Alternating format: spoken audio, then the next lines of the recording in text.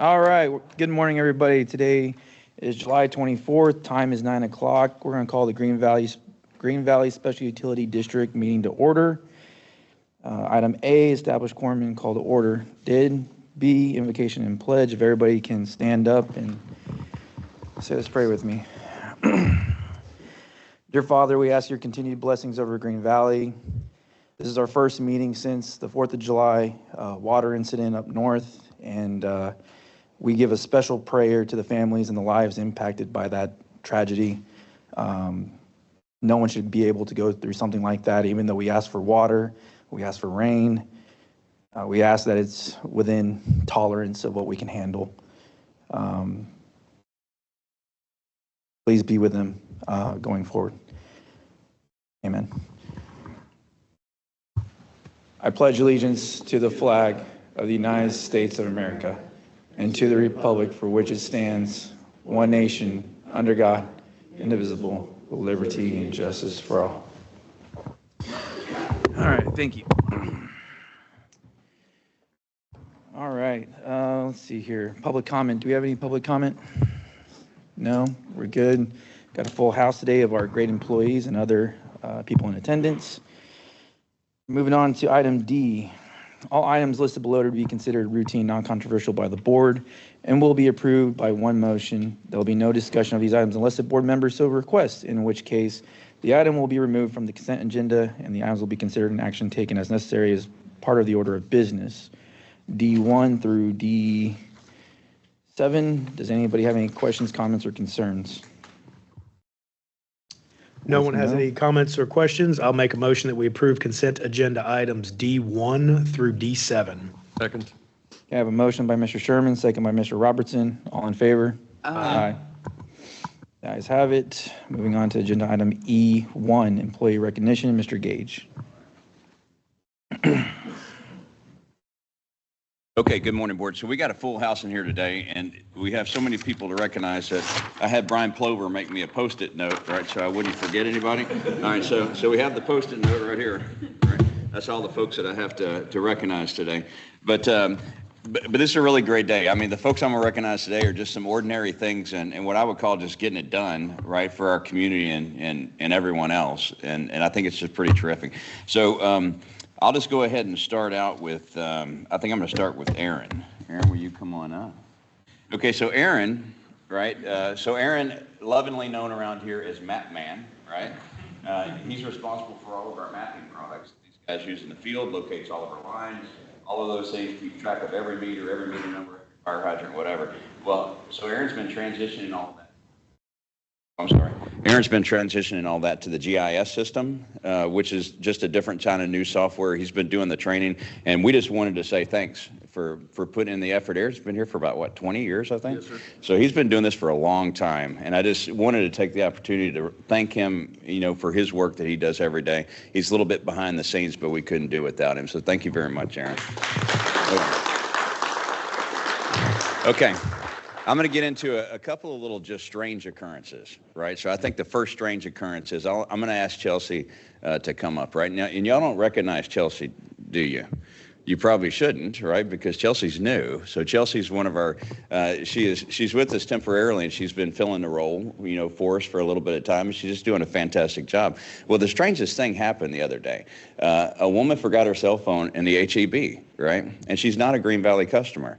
But the cell phone turned up at our wastewater plant. Don't know how that happened, right? So anyway, so our managers go down there, we figure out the cell phone, we get it back. Well, Chelsea volunteers to take it back to the woman at HEB. And the next day, the lady brings us what I call an adult, what did I call it? Adult, Lunchable, yeah, because it was like little a chucherie or whatever. Chuchartery, I'm sorry, whatever.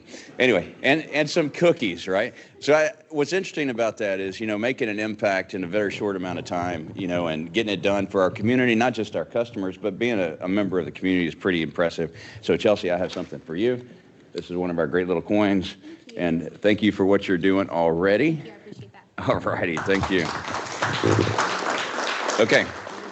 The other one's kind of weird too, so I'm gonna have Kayla and Corey come up, and I would have had Jeanette come up as well, but Jeanette took the day off. I guess she's slacking today, but whatever. Oh, well, she's really slacking anyway. So But another strange thing happened, right? So we had one of our customers that needed their water meter turned on. They came here to get their water meter turned on, and then they left, and the guys went to go turn on the water meter, and they found her. She had run out of gas. So these guys took care of her, gave her gas, and then went and turned on her water. And it's just like going above and beyond, right, that I think is important, that we do. And I just want to make sure that all of you guys know that our employees do that sort of thing. And it's ordinary, but we do it on a daily basis. And I just want to say thank you. And they're also married, right? So they're so they're so awesome. So they get their, and this one, all right, Kayla, it says Kate. So, I don't know why that's important. But Kim has the same initials as Kayla.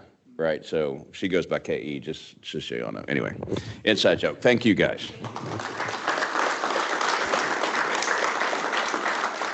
Okay, the last guy I want to talk about, I've talked about him before, so Jeremiah, get up here.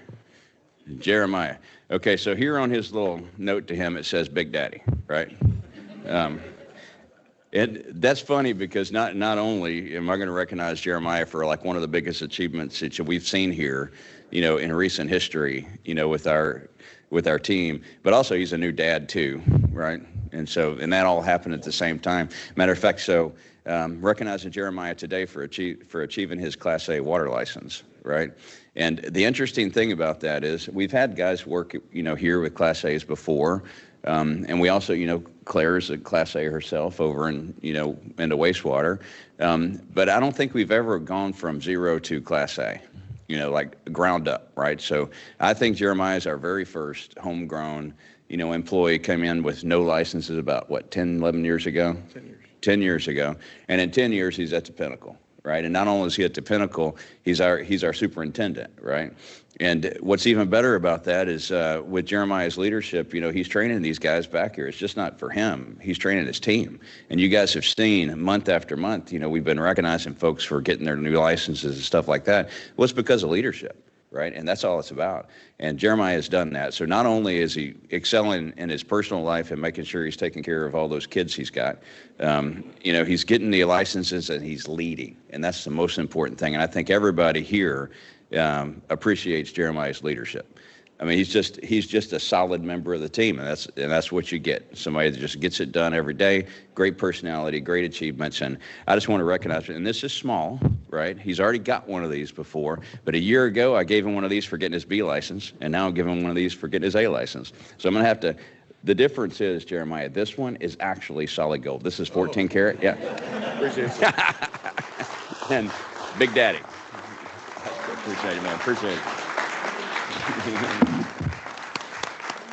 Okay, we got to get the obligatory picture.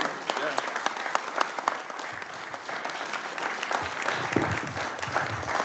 Okay, guys, come up. We got to get the picture. Got to get the picture.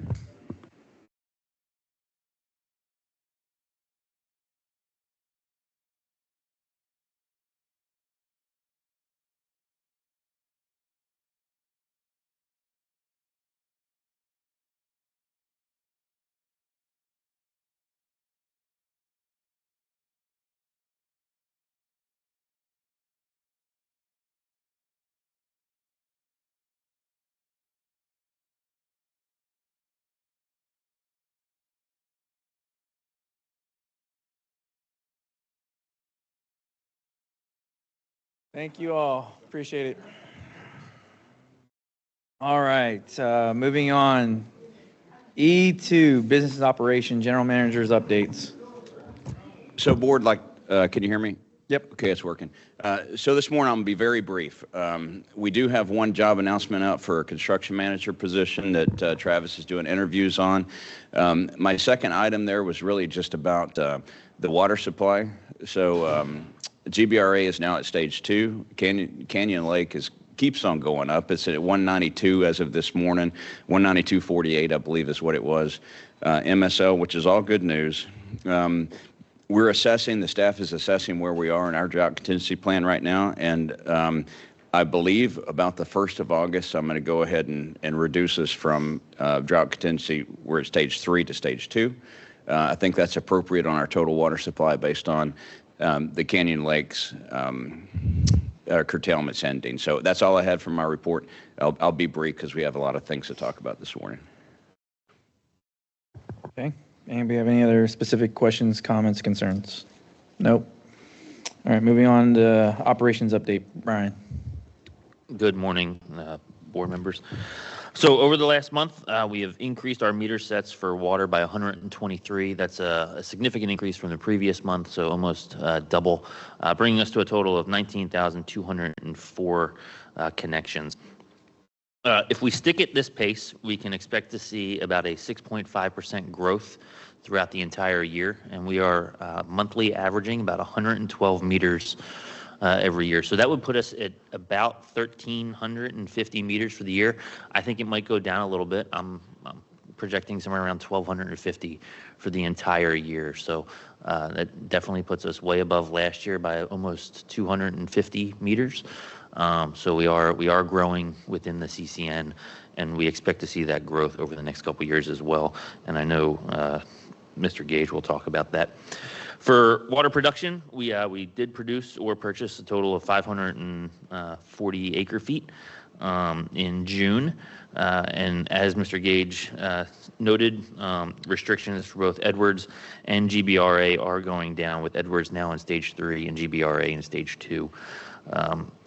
Attachment 1 of the board packet, which shows our water inventory, has been updated with all the curtailment numbers and shows you exactly what we are able to utilize throughout the year as well. And then if you were to look down at the bottom, just for your essay, so in total, we've used about 33.5% of our allocated water for this year so far, with 32.3% from CRWA we've used, and then we've actually used just over 50% of our Edwards allocation so far this year. So we are right on track to hit all of our stuff.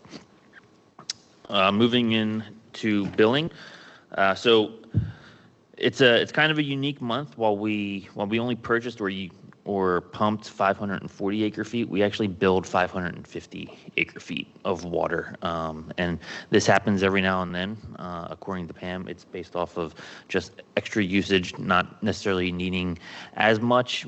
The nice thing is our system holds 23 acre feet within the pipes itself. So while we may have purchased or pumped less than what we used, we still have plenty of inventory to go through, and no issues at this time. Of the amount that we utilized, we billed 541 acre feet, so bringing in a revenue of just about $2.25 million for the month of June. Moving into wastewater.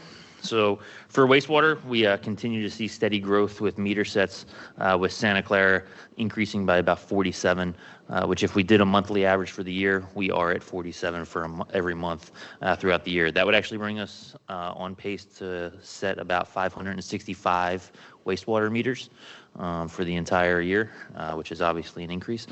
And we're projecting to be somewhere around close to there. For wastewater billing, nothing significant, normal trends that we've seen over the past 6 months, so nothing there. And then for plant utilization, as I pointed out last month, we expected to see high flow rates for the plant. That was obviously due to the rain. That's exactly what we saw. So our average flow rate for the month of June was 88%, and that's mainly due to the I&I that we got. We had various manholes that were submerged, and actually it took us a while to actually get out. We had to rent a pump and then pump for almost 3.5 days in order to get the final manhole out of the water and over the water levels. So, however, we have that. The team did fantastic. We never broke permit, and our water, our treatment was on point and everything came out fine. No issues with the plant at all as well. For the month of July, we will probably expect to see a higher rate again, just because of the rain that we had at the beginning of the month, but it won't be as high as June. The plant is back to normal operations, so no issues that we see down there. Pending any questions.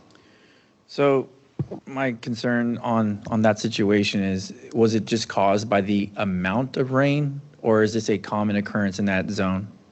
So it was mainly caused by the amount of rain. So what happened was there's a lake well, not a lake, but more kind of a retaining pond up by Wall Road that kind of spills over, and the amount of rain from all the rain we got caused it to spill over so much that it submerged quite a few of our manholes. And then down in Dove Song, we have a couple of manholes that are down low, and they got submerged just due to the fact that there was so much rain that it kind of flooded a little bit. So do we know or have an understanding of where the threshold will be if we expect so many inches of rain that we're going to see that problem arise, where we know if we get this, you might as well just go out there and handle that?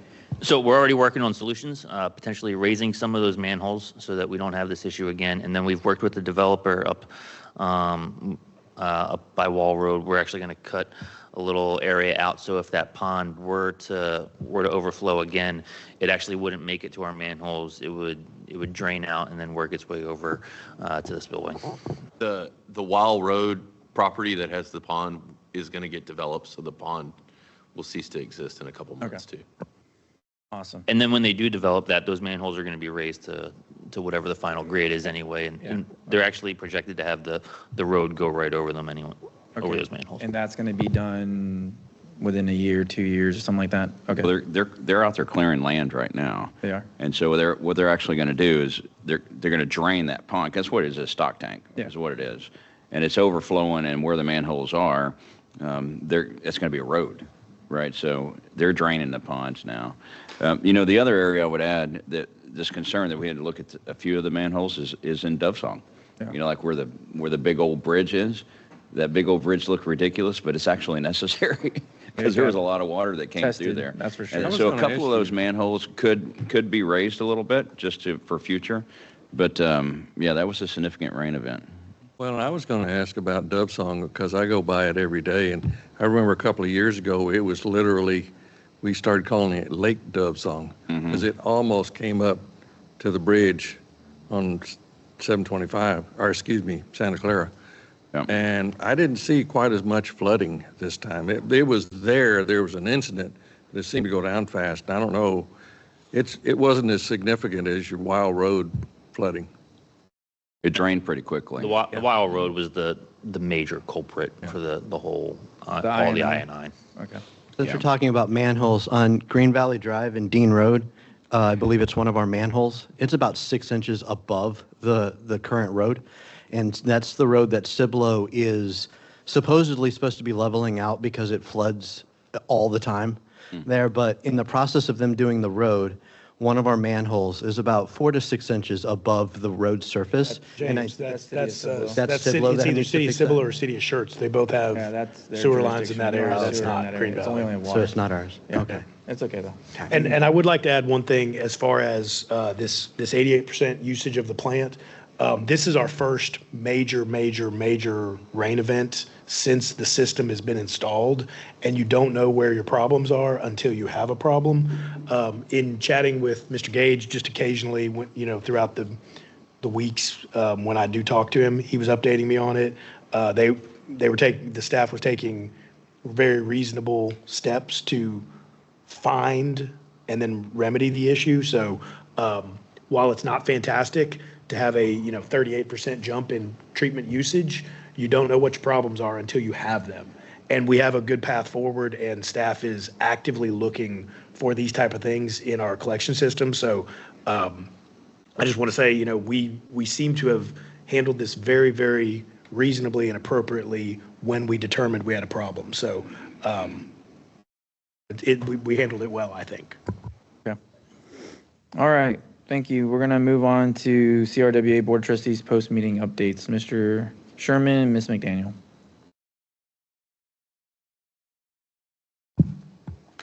I know what you're going to say, so I'll go ahead and say the rest. So we did a lot of discussion.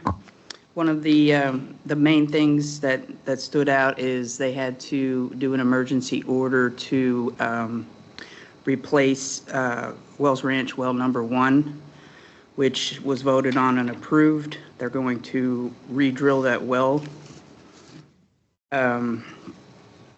We also talked about One of the things that I brought up was the amount of paper that they use. When we first got on the board here, we all got paper packets, and they were enormous packets. So this is one of CRWA's packets. So one of my suggestions was maybe they go to iPads like we did, but that got voted down. They don't want to invest money. So we're just going to talk about now just having the packet sent to our individual devices, just something to kind of cut down on all the paper. What else did we talk about? We talked about, we're still in the middle of budget season, so we're working on that. Our next budget meeting is going to be on the 29th of this month. It's going to be the final draft that they're going to present to the managers meeting on August the 6th. They also talked about lobbyists. Paper for that one. Yes, they've been taking RFQs for lobbyists, and they decided on one called Focused Advocacy LLC in the amount of $10,000. Is this anything? It's And then- just for the special session? They want to It's start. permanent? Yes. Okay. And I'm going to jump in on that one. I did want to touch on that one. So that was fairly costly. There was an RFQ process that had a scoring matrix based on multiple considerations. The next bidder offer, I guess is the correct term, was significantly less. There's a potential special session coming up that we wanted to have representation for. So my suggestion was, let's craft the contract with, defined exit terms in the event that we don't feel we're getting $10,000 worth of value. We can give them a try, have some representation at the potential special session, and then have an opportunity to part ways if necessary, and then re-evaluate a lobbyist before the next regular session. So I think that's a pretty reasonable path forward for that. I'm going to jump in. I'm going to touch on the well number one is a $1.3 million cost. It appears it was just not installed correctly 12, 13 years ago. No one really observed the installation. There's concrete packing that goes at the bottom of the well that it appears upon inspection was not done correctly originally, which caused the failure. So that's frustrating. But we know what went wrong originally, and we have staff now that can monitor that and not let it happen again. We did have 5 executive sessions that were all something to talk about. It took quite a while. There's a lot going on that we have to discuss in closed session. And then we were also presented, it wasn't in our packet, but we had a 20-minute presentation from a staff member regarding the Danish Trade Federation and a trip to Denmark to look at Danish water and wastewater equipment. And we'll just say I was strongly opposed to such a week-long trip to Europe, something that could be done locally. There's many conferences around here that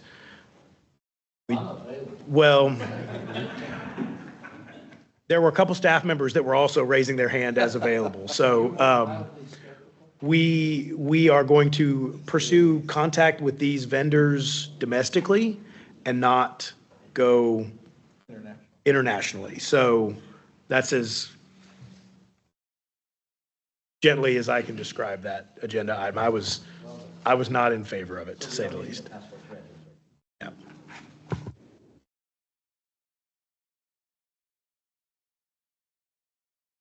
All right, moving on to E4, CRWA Board of Managers, post-meeting updates. Mr. Gage. So I included my full memorandum to the CRWA board in this month's board packet.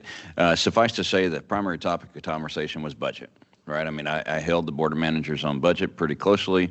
We made several recommendations. I think we made 3 different recommendations on budget items to the budget committee. And like Sherry said, after the next budget committee at the end of this month, we'll take one more shot at it. and then we'll be done. And so, believe me, the managers are concerned, and I'm about to show you a briefing about how much, the budget's increasing at CRWA. And so all of this is working together. I can assure you that I know the two directors and myself are working very hard with CRWA to get some of the costs controlled. So that's it for my memo. I want to add one thing since you brought it up, and I should have mentioned it in my last item. Sherry is the treasurer and now by default the chair of the finance committee. And I have chat with her. She calls me after her meetings that are regular to go over this, and she is doing good work on trying to rein in some of the costs. So I wanted to make a point to recognize her for that. So just high marks to Sherry for what she's doing over there in those roles. Appreciate that, Nick. Thank you. In addition, any feedback, any early feedback about what CRWA may want for water costs this year? Or is it too early? So, Yeah, we're no, getting into that matter of fact, I got a chart on it. Okay. Right, that'll make Thank your you. teeth fall out, but Yeah, but we'll yes, sir. get to that agenda item in a minute. Okay, thank you. Moving on to ARWA Board Directors post-meeting updates. Mr. Sherman. Yes, sir. We had just a few items that were, of note. We have, as you know, the whole program has many pipelines. We finalized 2 pipelines, which means we can release the retainage to the contract. We apply for the retainage from the Water Development Board, and then we're authorized to release the retainage to contractors. So a fair bit, $10, $8, $11 million per project. It's a lot to send out, and you want it to be done correctly. So 2 projects were finalized. One pipeline was requested to be finalized, but there were what are called cathodic protection issues. So the pipeline is made of steel, and cathodic protection, it's like on Navy vessels, where they put a sacrificial anode on the steel pipe to corrode away and save the pipe. There were issues with the cathodic protection on one pipeline. This is the same design firm that designed the treatment plant, was recommending finalization on this pipeline. I raised concern about that. The other directors agreed with me, so we did not final that pipeline. So that is something to note. On the treatment plant, we're up to 12.5 MGD of consistent flow that we can produce. They're incrementally ramping it up. The polymer feed, which is a coagulant, which settles out the iron and all the other items in the water, they're having a little bit of trouble dialing in the flow, the amount of polymer feed. So we're ramping up, and they've got a full 19.5 million gallon test run scheduled to be upcoming. So we're getting there. It's taking longer than anticipated. The only negative is when we backwash all that material off the filters, the iron and everything that gathers. We put some dewatering boxes in with this temporary solution that we were hoping would save water and we wouldn't have to just discharge it and waste it. They're not able to save as much water as they had hoped. So they're having to discharge into the creek a larger volume of water than they anticipated. There's not a good solution for that yet, but they're working on it. We're going to have the budget approval for next month. And the other item is there's the next funding for Water Development Board funding that, all the participating entities will have to fund. Green Valley's portion, and we've talked about this several times, would be about $3.5 million. At the coming, I think it's maybe not next meeting, but it's coming. We're going to need to take an action on that. So this is the appropriate use of money for the design of the next phase of the treatment plant. So we are committed to it right now. Just mention it again to everybody. Unless anything changes, which I'm not aware of, we will have, a bonding commitment coming up that what I'm aware of is that we are in favor of that.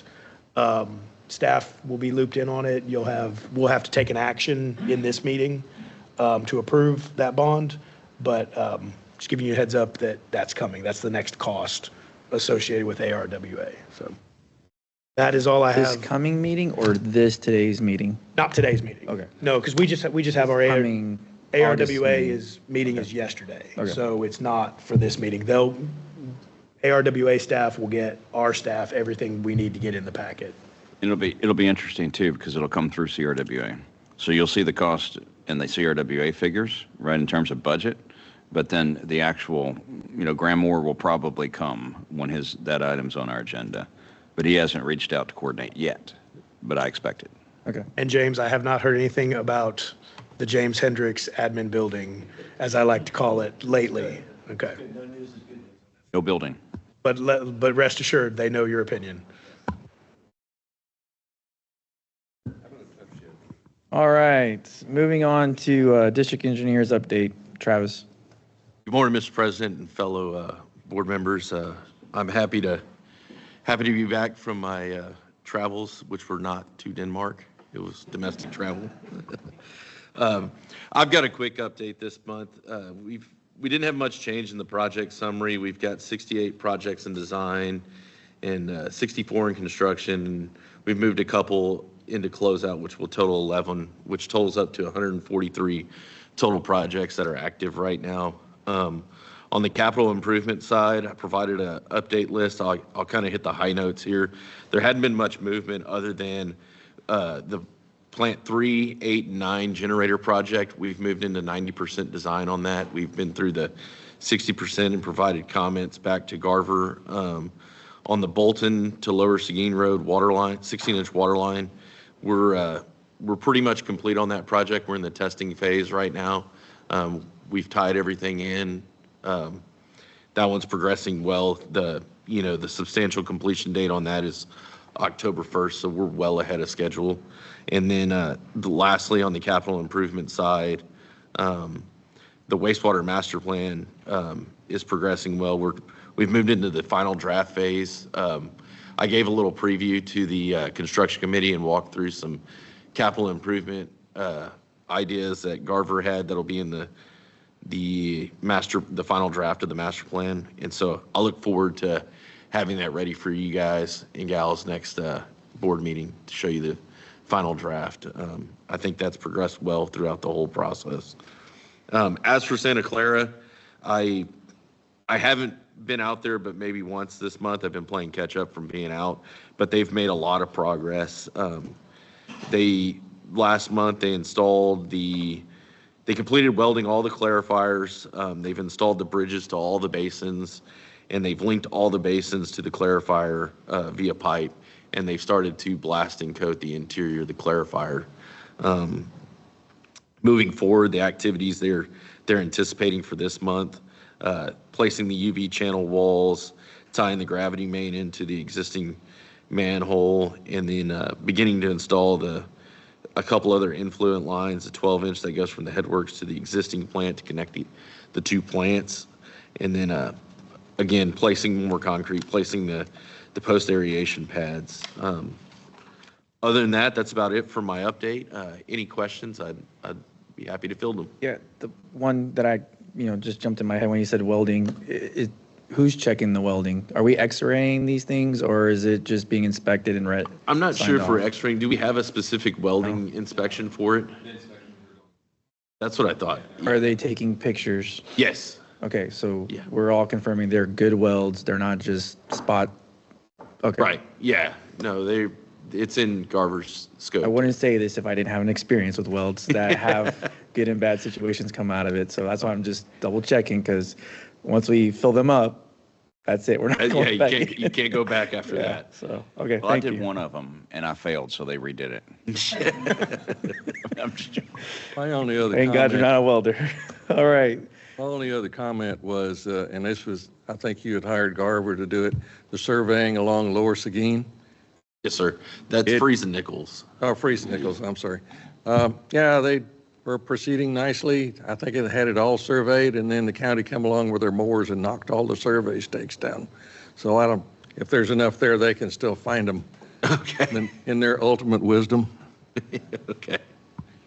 Thank you. All right, moving on to committee reports.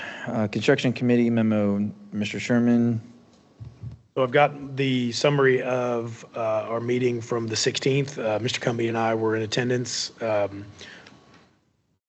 Any specific questions, I can try to address them, but I'm really enjoying these construction committee meetings. Gives Travis and the committee a good chance to chat less formally about where we're at with many projects and what next steps might be. So any further questions I can answer. Good. CRWA construction memo.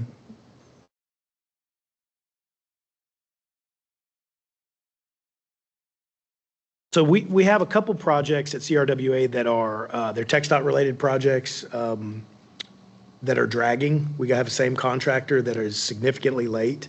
I've asked staff to, and the construction committee agrees, we need to Supplement them. we need to figure out how to close these out one way or the other. So staff is working with engineers and attorneys, and we're going to have an item to discuss it when available at the trustees meeting. So there's two projects that have the same contractor that they just can't get across the finish line. Under the Hayes Caldwell group, which is not our group, there was a previously quite contentious water line extension. Is that a good way to describe that, Mr. Gage? That is in process, and we're acquiring easements. The easements are progressing well. Almost all of them were done at the time of our committee meeting, and we should meet the schedule requirement. There is a wheeling agreement that has an end date, and we should still be able to meet the timeline that's necessary. We further went on to discussion of several potential projects and throwing around dollars and this and that. There was good discussion about, hey, before we spend any more money, we need to figure out for sure who is involved, which of the members are interested, and then make sure that they are good with the scope of work that we're doing so that we're not designing something assuming there's 7 of us involved, and then the cost is so great that only 3 of us can participate, and now we have to redo the work. So we're going to try to get participation agreements in order before we press forward. That's one of the things Mr. Gage has been really pushing from the Board of Managers angle as well. So we're kind of getting a unified front, between multiple meetings saying the same thing to get us moving in that direction.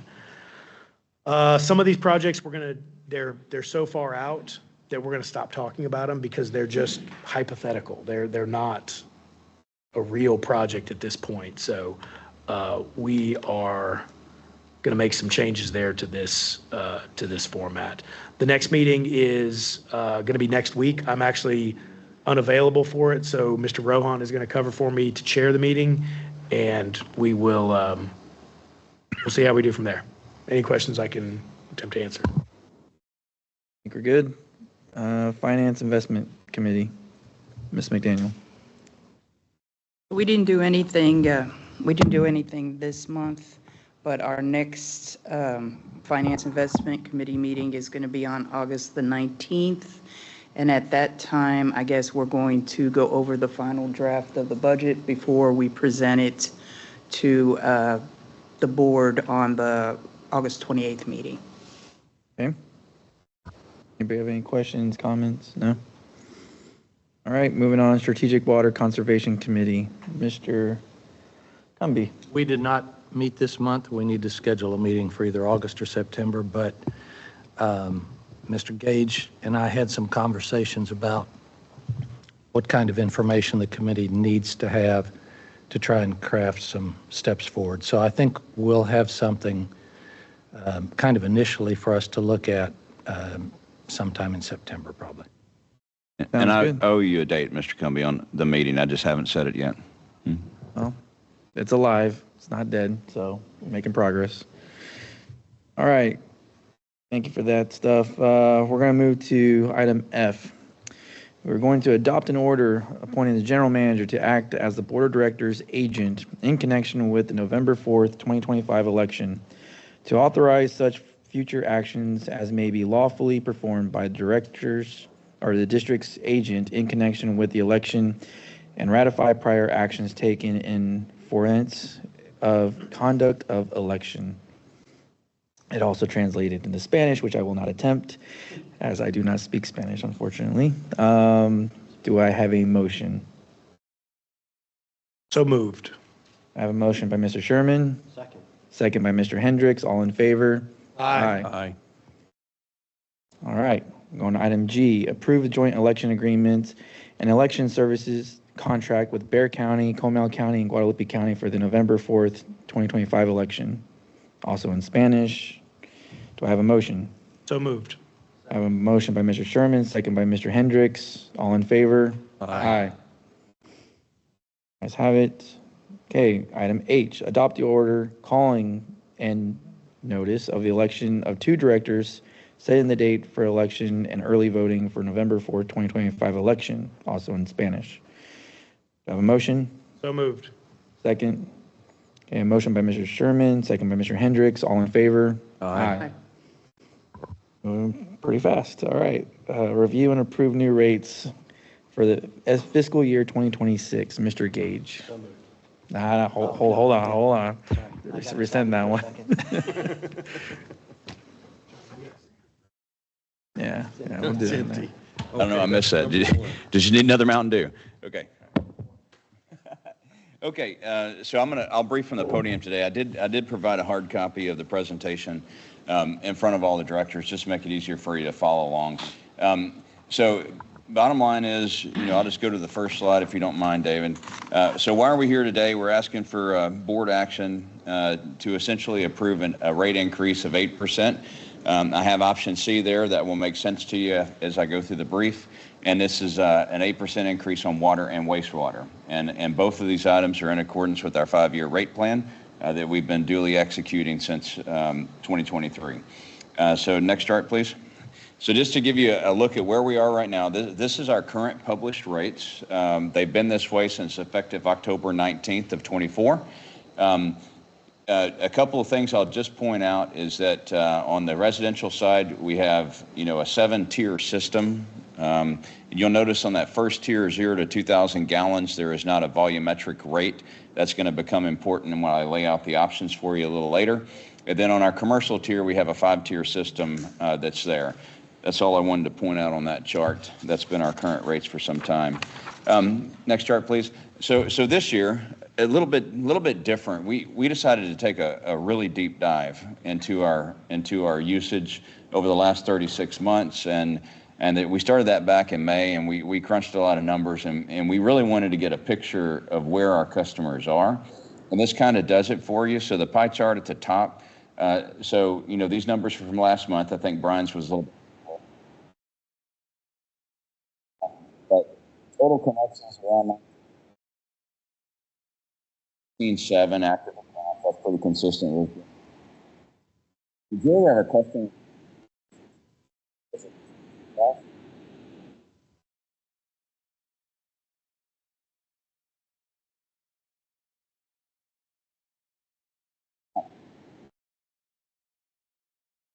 You know, okay?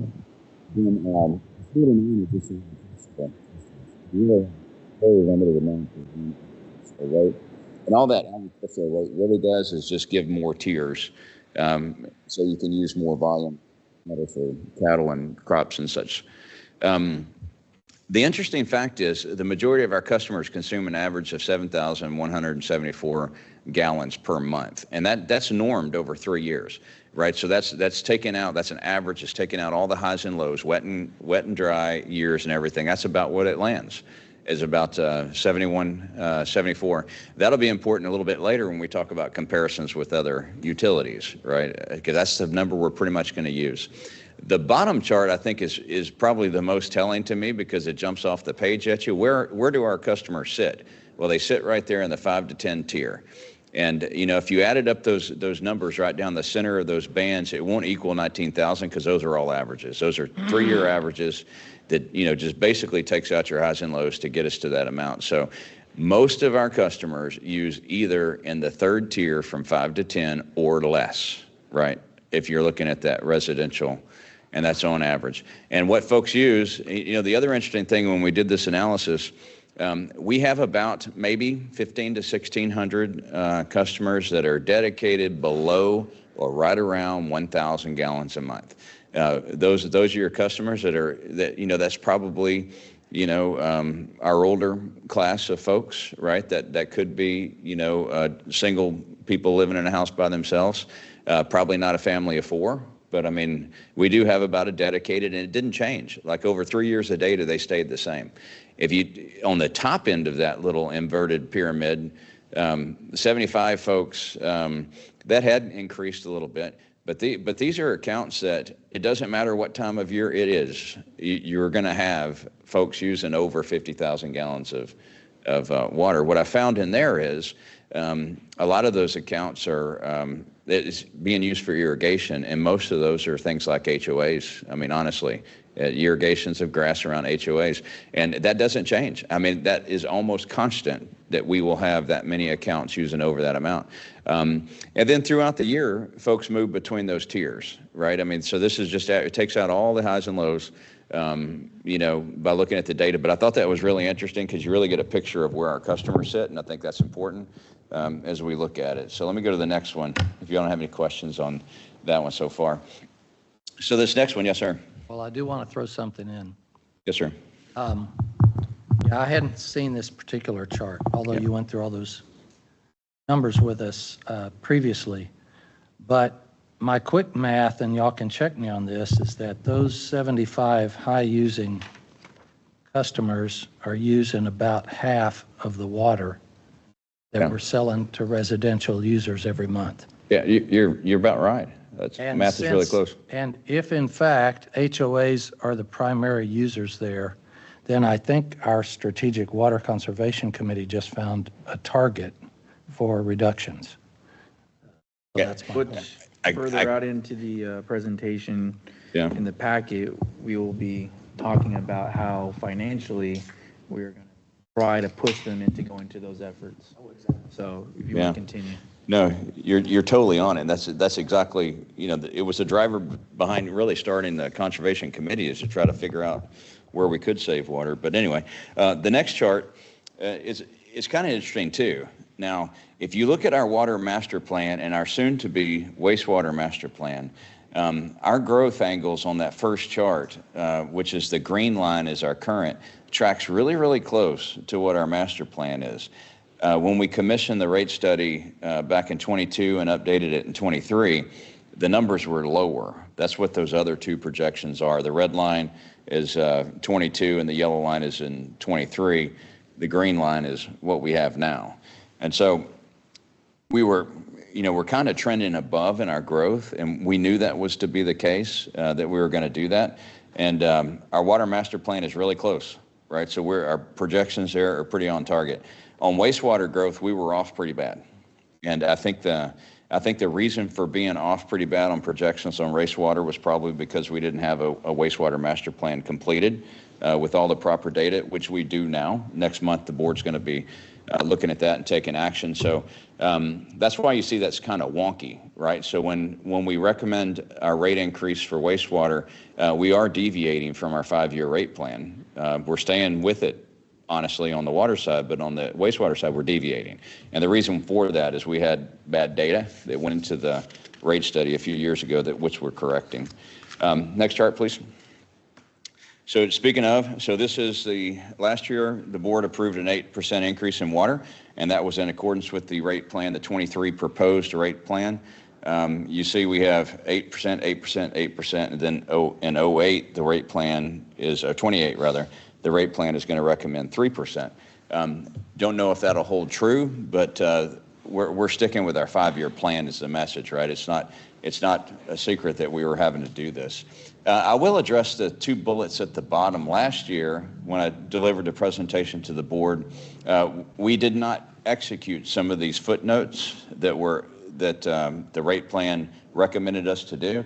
I can report to the board today, all of those footnotes have been addressed, and we addressed them last year. So those are no longer a concern because they were taken care of in last year's rates. Next chart, please. Wastewater is the significant change. The wastewater rate plan was only projecting a 3% increase in 25, 26, 27. A few things have changed.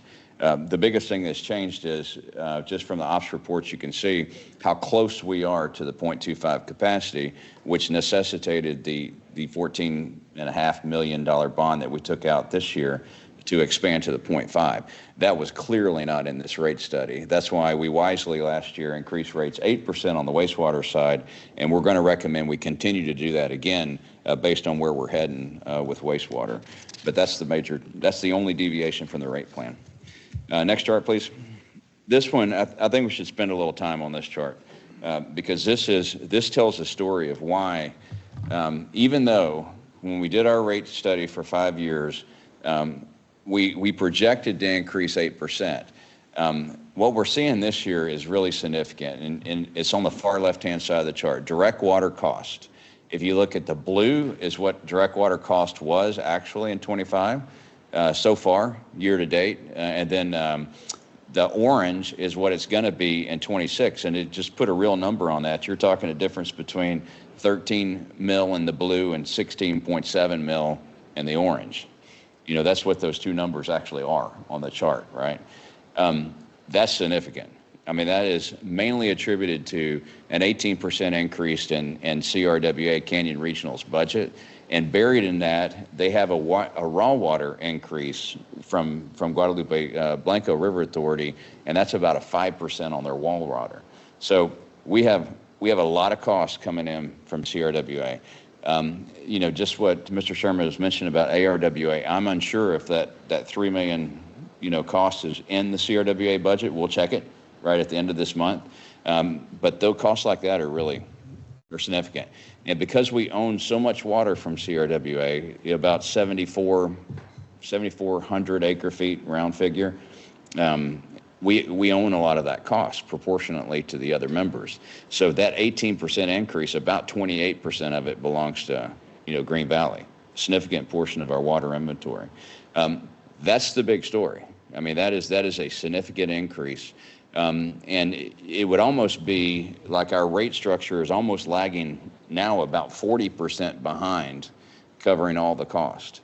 Now that we're in a belly, like once we get, you know, the customers actually paying customers and meters set in the ground, well, it'll start to come together. But that's a significant problem. I mean, it just really is. If you look at the other categories of expenses, we're doing pretty well. General operating cost, we're going to be just a tad under what we were last year, which is good. Personnel costs is about equal, just a tad under, you know, for the water. The debt service is staying. We've taken no new water debt, so that's staying the same. You know, non-construction capital, that's going to come down in the budget recommendation we're going to give you next month, mainly because last year was an equipment building year. This year is not. You know, we bought 20-year life equipment basically this budget year. You won't see that again because we don't need any more equipment. So we took that capital, capital's coming down next year. And in sustainment and restoration, we got to keep our foot on the accelerator, right? We planned $2.8 million last year. We didn't. We actually were we planned a little bit more. We revised it downward because we just couldn't get the work done in the year. Next year we're being aggressive again, and we're going to take that up to about $4.8 million. But the story I'm telling there is, you can't really save money anywhere else on the chart. You know, the only place you could save money is sustainment and restoration, right? And that would be deferring maintenance. And deferring maintenance is like writing a death sentence for our utility, right? We can't afford to defer maintenance. So that's the problem. If we really had to balance that high, you could take that orange bar to the far right, add it to the blue bar on the far left, and we could cover the cost, right, without raising rates. But you would not be doing maintenance. And I think that's a really important part. We can't afford to defer maintenance. I mean, it's what it is. Okay, so that's kind of paints the picture of why we got to do this. I'll step through the rate options, which is on the next chart. Okay, these are relatively simple. The 5-year rate study said 8%. That's what we're going to do, but we're going to present 3 options to the board to get to 8%. We could do option A is a very simple thing. This is what we did last year. We took our rate structure and we added 8% to everything. 8% to base rate, 8% to our 7 tiers for commercial, for residential, so on and so forth. Pretty easy. Because we did some analysis, we saw that we have some users regardless are using just a really, really lot of water. And we know we have many of our customers are concerned about conservation. And so we took a stab at figuring out how we could look at that. And option B, we called it an 8% progressive, whereas we basically did what we did last year, 8% across the board, except we started increasing the volumetric charges by 1% after you get past that third tier. So the top 3 tiers we can increase by 1%. And that's just to incentivize a little bit more conservation. And then we looked at it another way, is option C, and this is the way that the staff would like the board to consider approval of.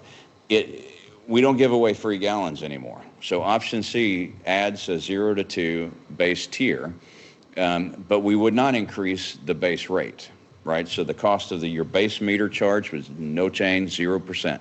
And we would only add the 0 to 2 tier. In effect, what we would do when we start looking at incentives for conservation, into the future, we create the mantra that you pay for every gallon that you use. Right now, you don't, right? Right now, you pay a base rate. It's inclusive of 2,000 gallons. And so that's a big change for us. We are the last utility that I know of that includes a gallonage with your base rate. Everyone else, you pay for every gallon, you pay a base rate, and you pay for every gallon. So that's a big deal. So option C is a 0% increase on the base. It adds a 0 to 2 tier, and I'll show you what those are. And then the top 3 tiers, it increases by 1% over rate. So what I'm saying is, tier 2, tier 3, tier 4, tier 5, those tiers are an 8% increase, and then the last 3, 5, 6, and 7 are an 8% or 1% more, 9, 10, 11, right? So it bends the curve, if you will. So the more you use, the more you pay. Anyway, I'll show you what that looks like in hard numbers. The next chart. Okay, so this is option A, which is just 8% flat. Your base rate, most meters are the 5/8 size. It goes from 3562 to 3847. And then your volumetrics, you still get 2,000 gallons. And then you see that 8% increase on every tier thereafter. And then that carries out per the recommendation in 27, and that carries out again per the recommendation in 28. So this is showing you not just this year, it's showing you all the current year and the next 3 years. What that means, if I use the average usage of 74 or 7174, which is where you saw that big fat band of our customers, their average bill would be $69. It'd be an increase of about $5.13 per that usage, right? That's what an 8% does to you across the board. So that's option A. Next chart, please. And this is just a commercial and hydrant. Just shows you what it is for option A. This is only, like I said, 255 customers. So it just shows you what it is. I did not show the ag rates in here because there's only 49 of those, and it'll mirror what the residential's does. So that's option A. Option B is the progressive. So you'll see the base rates are the same. It's an 8% on the base rate. It doesn't have a 0%, 0 to 2. And then the 5, the 6, the 8, those are 8% increases. The 1059, the 1407, 1775, those are plus 1% per tier. So 9, 10, 11, that's what that is. That yields just a $5.77 increase on a bill of $71.74. Less if you use less, more if you use more. So that's the progressive. The next chart is just the commercial. Now the commercial is different in this one because that 0 to 50,000 gallon tier, that goes up 8%, then 9%, 10%, 11%, 12%. So you're increasing the tiers as it goes up. Okay, in the next chart, we get into option C. Now in option C, your base rates are 0%. They don't move, right? So 3562, it stays again 3562. Down below is where you see the activity happening. You get $2.65, which is just, half of the $5.30, right? And then 8%, 8%, 8%, 9%, 10%, 11%. That's what that does. It builds the top curves. It bends them upwards, right? Now that's a bigger increase, right? That's an average bill of $71.69 for 7,174 gallons of usage. To about 3,600 of our customers will see that. If you use more than that, it'll be more. That's probably about 11% increase, right? That's about a quarter a day on a 30-day month. That's what that is. The reason why we recommend this option is really because this option sets the stage for us to implement some conservation things that we want to do. This option gives us the ability to, in the future, consider things like conservation rebates, other incentives that the committee may come up with. But without paying for every gallon, it makes us hard, to really incentivize. So that's the staff's point on that one, and that's the reason why we're recommending option C. The next chart. This chart for the commercial is exactly the same as the progressive 8%. So the commercial, it's 8%, 9. It goes up by tier. It's exact same as option B. We have one chart left, and this is wastewater. Wastewater, we're only given one option. We're recommending 8% for this one. The reason being is we're going to stay consistent with what we did last year. 3% is what the rate study recommended in 2003. We know it is not accurate or needed, so we're going to have to go 8%, and we're doing that mainly because we're not tracking the current cost conditions that we were in, is what the 8% is for the wastewater. Okay, next chart. Okay, this one's interesting too. So wastewater comparison, water and wastewater rate comparison. We took 7174, which is what we said our average usage for the majority of our customers are. And we went out and we did publicly available information, right, for everyone's comparisons there. I actually don't like comparisons very much because I'm not doing tax on here. Some of the cities have other fees like franchise fees and those sorts of things that's not included on here. This is just straight water base rate volumetric, no taxes, no additional fees, nothing, right? And this is what it comes out to. So Green Valley, you can see most from Green Valley SUD over to the right, it's about the same. It's around $1, $1.50 difference. Just when you look at those fees. Now, City of Cibolo has franchise fees, which it's more than what's on the chart, but I didn't calculate their franchise fees. I just used straight water fees. And that's where we are. So in comparison, we're about, middle of the pack. The reason why I don't like doing these, other utilities, some utilities would use 6,000 gallons, right? Well, I didn't want to use 6,000 gallons to compare because the majority of our customers are 7,100 gallons, right? So anyway, that just kind of shows you where we are across the board. Kind of right with the pack with a couple of outliers to our left. Next chart, please. And then, so I think this is important too, because I talked about deferred maintenance and projects, sustainment restoration projects. This is what we're planned if we get it to the budget committee here next month. These are our planned projects. So it's a significant amount. So in 25, $2.1 million reinvested back into the system, and 26, $3.2 million reinvested back in. This is just a listing of the planned activities that we get approved in the budget. This is where we're going. So we'll get those things done, and that's what we're really using the money for. We could not raise rates and not do this. We could do that. That could be an outcome. It wouldn't be smart. We have a lot of work to do to keep our system operating for years to come. And I think it's also important to say these projects right here are not supported by growth. These are not growth projects. Those projects are paid for by separate fees, as it's your very well kayak fees, impact fees, etc. These ones are not. This is straight maintaining the equipment we have for current customers. Okay, next chart. Okay, this is our recommendation. We are recommending option C, 8% increase. If the board, supports this option and votes on it, the implementation plan is below. First thing we'd do is get it posted on our websites, no later than the 1st of August, sooner if we can. We'll develop our letter to go out to customers in accordance with our operations policies. It will go out on the 19th of August billing cycle. Our operations policy tells us that we have to have a 30-day notification of any rate changes. We'll be well within that. If the board recalls, last year we kind of had a hiccup. We had to move the effective date back. This year, because we're voting on our rates this month in July, we've got plenty of time to ensure we get our notices done properly. And then next month, I'm going to bring the operations policy into the board, and we're going to approve the operations policy, which will be inclusive of the rates. So all of this will go into the ops policy. You'll approve the ops policy in August, and we'll be off and running. So that's our recommendation. I have one more chart. and then for any discussion questions. This is just what our rate chart would look like, moving forward.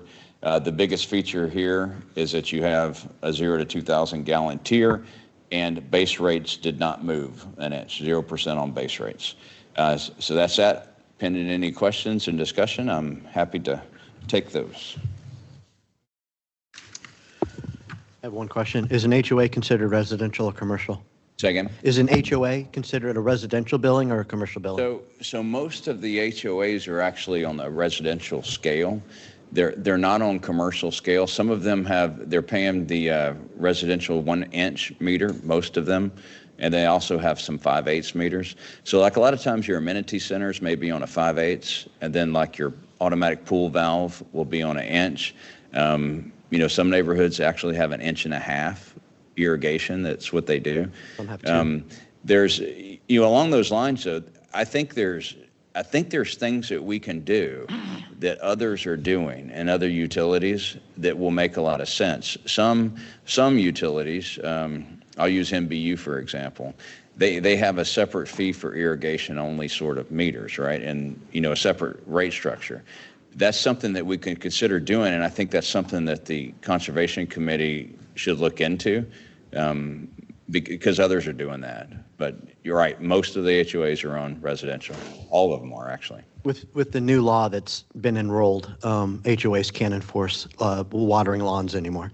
So I think if we are kind of aggressive with overuse of water, HOAs might tone it back a little bit on their own watering, because they obviously can't enforce it for the residents. So That's right. It might actually make them come back a little tiny bit if they start getting very large water bills. I think that, I think the interesting thing is, too, like with our HOAs, I think there's an area for outreach that we need to undertake.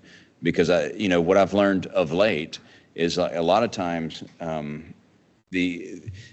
the HOAs, while they're responsive with some things, they're not exactly responsive with others, right? I mean, so sometimes it's hard to get an HOA on the phone to get something done in terms of conserving water, right? It's just the nature of the beast. We have some outreach that we could do. But yes, sir. Yes, sir. Oh, I was just going to point out, I am a defender of HOAs in contradiction to my colleague to my right. But I think Shan could correct me on this, but actually the state said that an HOA cannot enforce those CC&Rs with regard to lawn maintenance in relationship to the current stage of restriction that their water provider is in. So in other words, you can't say, well, you have to water, 3 times a week, which everyone in my neighborhood does. Even if we're in stage 3, they still water 3 times a week. So they just do it. Well, hey. It's true. I don't even know that we've had any reports of water waste called in. I'm curious how many we get in a year. But I think that's a key target, to your point, of trying to, they probably don't even understand how much water they use in relationship to the larger picture. I think that's the point. I think the point is that the HOA, and generally speaking, HOAs have management companies that actually pay the bill, and I don't think the residents actually know how much, they don't, if they're not involved, they don't know. They don't know how much the bill actually is. And I think that's where we could probably do something a little better, to educate. But yes, sir.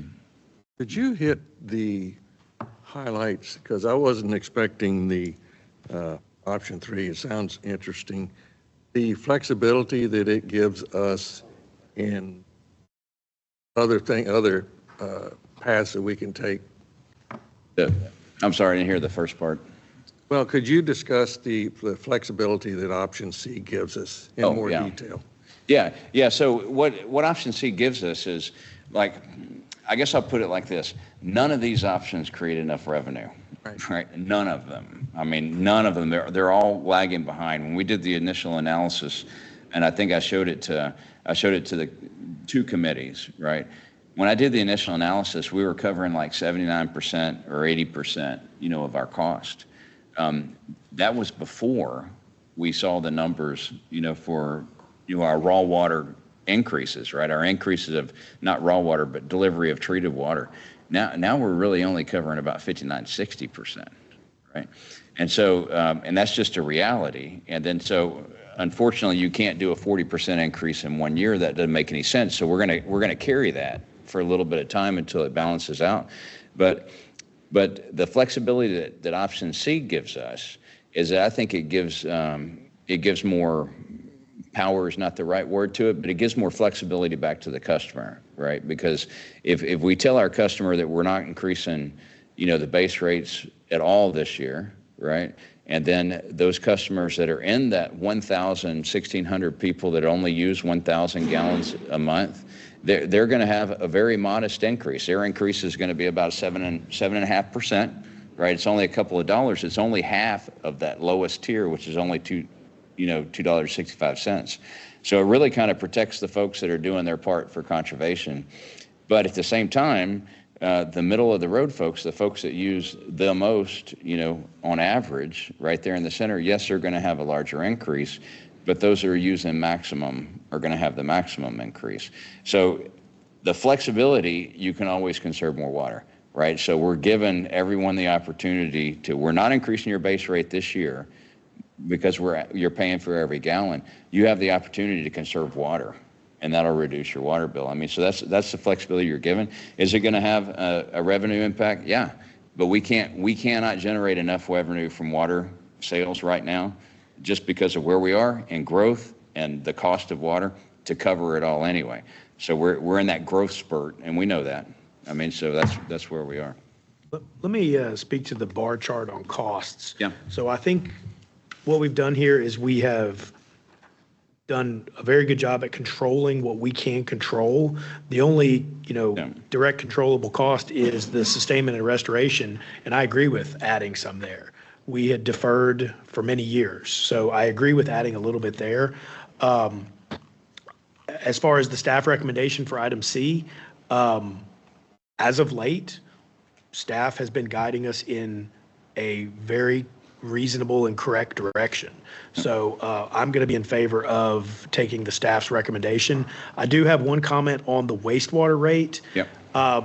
We're working off of a rate study from 2023 that we know is not capturing the revenue we need to proceed, and we went against the recommendation last year. We're likely going to go against the recommendation of that study in this year.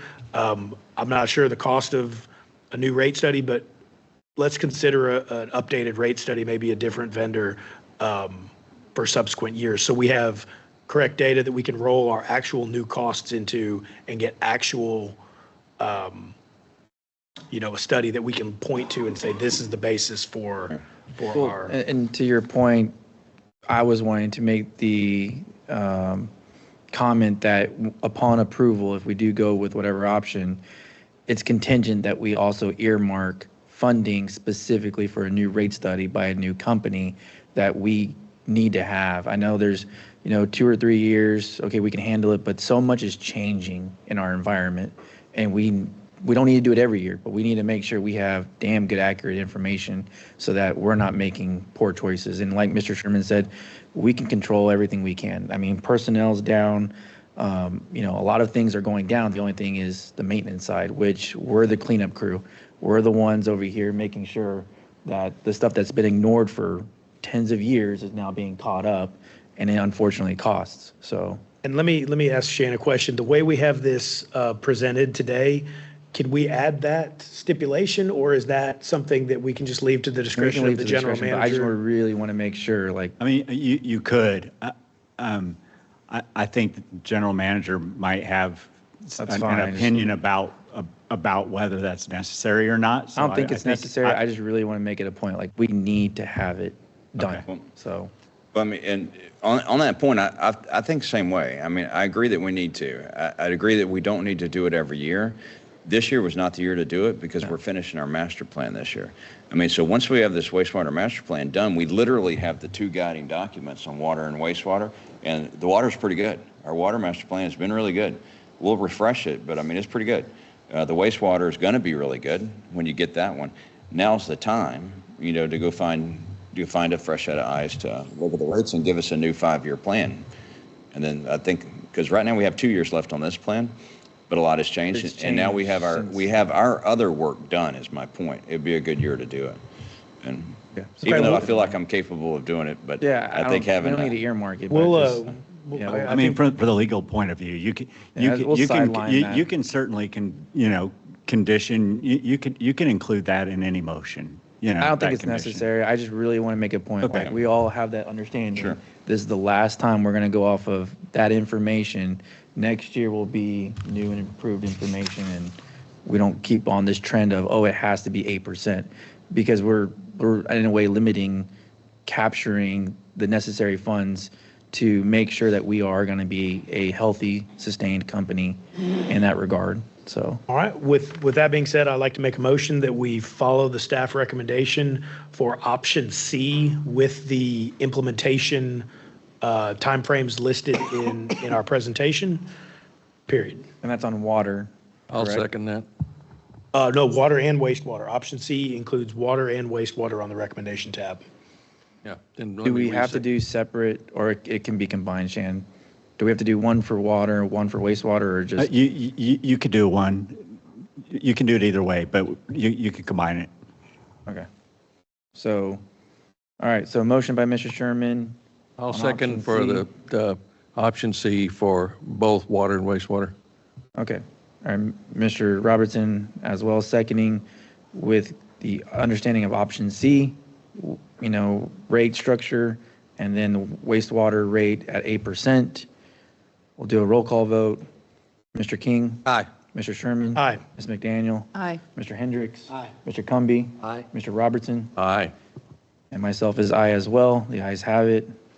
And we'll mail them out correct this time. No fault of our own last year, but still, they'll get noticed. And then if we can just make sure that the messaging to the public as to the reasons why, and I don't care if it's 2 pages or 3 pages, I really want to make sure they understand what we're trying to achieve with what we're doing proactively to conserve our finances and being fiscally responsible, but also getting the job done. so what we'll do on that is, like, I'll have it, because the time works out great for us. So next executive committee, we'll have it. So the executive committee can review it before it goes out on the 19th. All right, thank you. All right, now that that's done, we're going to item J, review and award bid received for the Wild Road waterline improvements. Mr. Basham. On June 17th, GBSUD received 11 qualified bids through a competitive sealed proposal method for the Wild Road waterline improvement. Through the scoring the competitive sealed proposals through GBSUD staff and UEG staff, we recommend awarding Atlas Construction the bid for the project at a price of $939,894.55. And we did bring this to the construction committee a couple weeks ago too. So I'll jump in and say, Mr. Cumby and I did hear a briefing on this. If I recall correctly, we have not used Atlas directly. However, they're. Yes, we have. We have used Yeah, Atlas? they Okay. were, they're actually the contractor on the Lower Seguin line that's well ahead of schedule and under budget. So it was On kind time, of, under budget. they were 150,000 lower than the next closest bid and they, There's like I no said, they're scope well gaps. qualified. We accounted for everything, Absolutely. right? Yeah. Okay. We've got Mr. Montgomery's recommendation letter in there, so Okay. I'm comfortable making a motion that we award this project to Atlas Construction in the amount of $931,894.55. I'll second. I have a motion by Mr. Sherman, second by Mr. King. All in favor? Aye. Any opposed? The ayes have it. All right. Moving on to item K, review and approve water supply contract between Kane Regional Water Authority, East Central Special Utility District, Green Valley Special Utility District, and Spring Hills Utility District for Wells Ranch 920 acre feet. Okay, so board, this is the one that has been going for about 16 months. If y'all recall, I think last month I said, hey, I was really wanting to present you guys the contract last month, but we didn't have it ready in time. So this month we do. So this contract, and Shan can attest for me, we spent many, many hours in review going back and forth between the entities. This is the last, knock on wood, Final draft. multi-party contract that we will entertain with CRWA. This is intended to be an interim contract to basically drill a well and for Green Valley to get 306 acre-feet of water per year out of this well and the Wells Ranch well field. It is already permitted. We are already paying for those permits and leases, through the annual budget we're paying anyway. So our portion of this will be about, I want to say the number was $467,000 that we have already approved in our FY25 budget amendment. So when this contract is complete by all four parties and signed up by CRWA, we will pay for that acquisition of water, and that's what it is with our acquisition account.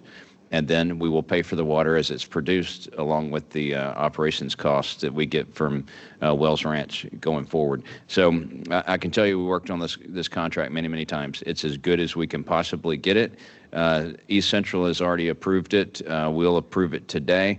The other parties, well, I'll tell you what, I think Crystal Clear is on here too, right? No, this is not Crystal Clear. No, this is not Crystal. It's East Central, Springs Hills. Yeah, Springs Hills will be the last SUD to approve it. East Central's board already has. So my recommendation is to approval, and we will add this 306 to our inventory once the well is drilled. Been in questions? No, fiscally wise, it's fair shares across the board, evenly divided. No one has an upper hand. That's right. All right. Okay, do I have a motion? I'll make a motion that we approve the water supply contract between Canyon Regional Water Authority, East Central Special Utility District, Green Valley Special Utility District, and Springs Hill Special Utility District for the Wells Ranch 920 acre-foot well as presented. Second. That's to include authorizing the general manager to sign any necessary documents pertaining to this, correct? Yes, as modified. Okay. All right, I have a motion and a second. All in favor? Aye. Any opposed? The ayes have it. All right. Going to item L, we don't have any NSSAs for the month of July. Item M, hear updates on items below from general counsel. Shan, do we have anything this month? No pending or threatened litigation that's new. Okay. There's one little lawsuit that I've told you about a few months ago that's not going anywhere fast. On the legislation, the only things that have really changed are the very minor things that were reflected in my summary that I think you got that was circulated to you all. There's some changes to the notice required for open meetings and some other things like that, but nothing, no big deal. The special session is, getting rolling. The one issue is a conservation-related impact fee credit bill is coming back. Let me just say in public here, we don't have to worry about that bill as currently written. There are about 15 bills, but related to prohibiting political subdivisions from engaging lobbyists and paying for lobbyists. It's been an incremental thing over the last few legislatures. Previously everyone did it, or many parties did it without any requirement.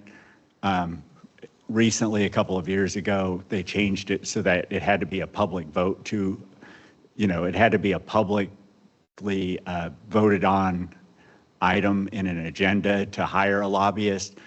Most of these bills just basically say no third-party lobbyists. It allows general managers and board members and people to go as representatives and talk to the legislature, but it prohibits you from spending public funds on lobbyists. So that there are about 15 of those bills. And my guess is that at least one of them makes it through this special session. That's all I got.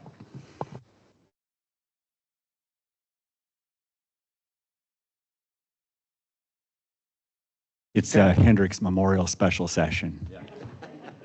I don't think We can't call it memorial, okay? So I have a friend that I have a friend that I make donations to any child that needs, in memory of Stephen Elmore. Mr. Elmore is well and alive, and I've done this for years, so I'm not going to do that to James as well. We can't call it memorial. All right. Thank you for that. So we're going to go into executive session under Texas Government Code 551.071 through 551.074. We're going to take items N, O, P, Q, and that is it into session. Time is 10:25. Good. All right. We're coming back into open session. Time is 11:29. We don't have anything on N, O, or P. We have item Q that we need to be addressing. So I'll start with Ms. McDaniel. I move that the Board of Directors authorize the general manager to negotiate and execute an amendment to the non-standard service agreement with ILFN/T owner, LP, consistent with the discussion in executive session. Second. I have a motion and a second. All in favor? Aye. Any opposed? No, ayes have it. Okay, Mr. Hendricks. I move that the Board of Directors authorize the general manager to issue a notice of termination of the Tri-Hydro Engineering and Consulting Service Agreement. Second. I have a motion by Mr. Hendricks, second by Mr. Sherman. All in favor? Aye. Any opposed? Ayes have it. Mr. Sherman. I move that the Board of Directors authorize the general manager to enter into negotiations with LAN to serve as an additional consulting engineer to the district based on LAN's statement of qualifications provided in response to the district's 2024 request for qualifications. Second. I have a motion by Mr. Sherman, second by Ms. McDaniel. All in favor? Aye. Any opposed? Ayes have it. Okay, moving to item S, consideration of proposed items to be included on next month's board meeting agenda. Nothing. If anything, let Mr. Gage know. Moving to item T, adjournment. I make a motion to adjourn. Second. I have a motion and a second. All in favor? Aye. Time is 11:31.